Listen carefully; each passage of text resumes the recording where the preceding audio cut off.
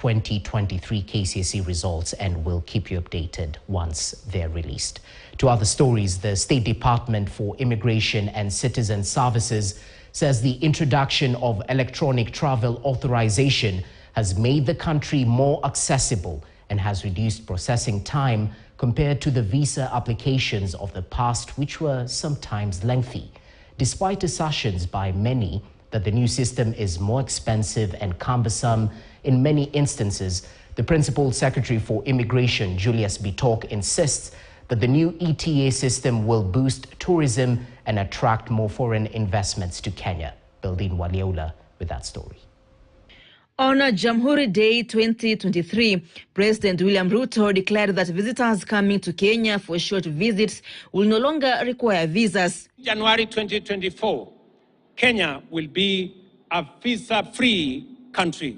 In the first week of 2024, the first batch of visa-free visitors arrived in the country, having applied for entry through the Electronic Travel Authorization (ETA) via the eCitizen platform, which has replaced the previous visa requirements. According to the State Department for Immigration and Citizen Services, so far the ETA portal has received 9,787 applications, with 4,046 applications already processed, while others are still under review.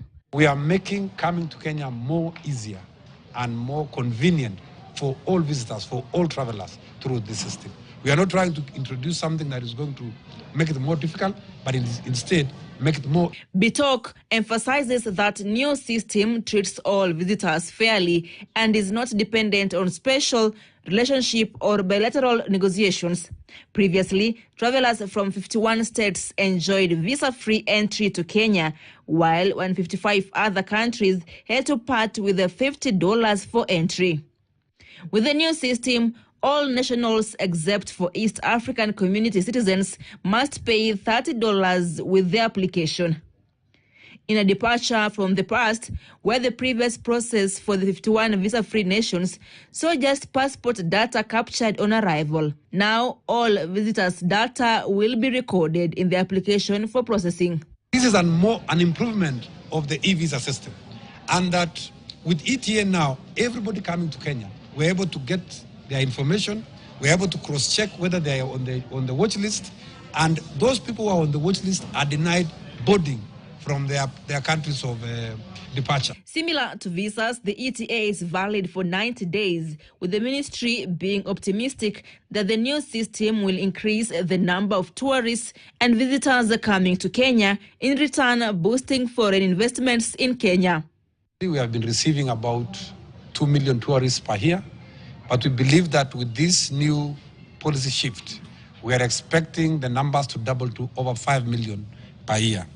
And on average, if we look at the expenditure by every tourist, we put an average of about $3,500 for the 3 months they are in Kenya. And when you convert that into Kenya shillings, they'll be spending relatively about $500,000 when they're in Kenya. Tourism sector players have, however, pointed out kinks in the system, saying the new system may be cumbersome and expensive for tourists who travel in and out of the country frequently and briefly over the course of their holiday as part of an inter-country tourism circuit. Bildin Waliola, KTN News. Now to a positive story with an interesting twist. Residents